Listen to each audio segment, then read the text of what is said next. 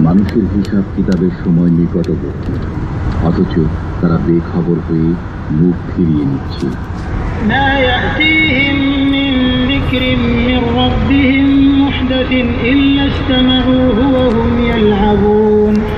তাদের কাছে তাদের পালনকর্তার পক্ষ থেকে যখনই কোনো নতুন উপদেশ আসে, তারা তা খেলার ছলে শ্রবণ করে।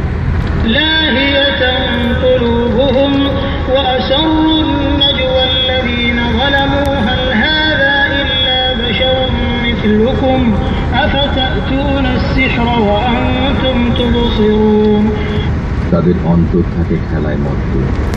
জালেমরা গোপনে পরামর্শ করে, সে তো তোমাদেরই মতো একজন মানুষ। এমত অবস্থায় দেখে শুনে তোমরা তার জাদুর কবলে কেন পড়ো?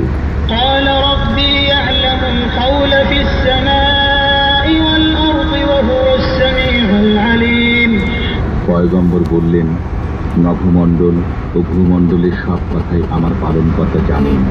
তিনি সবকিছু শোনেন, সবকিছু জানেন।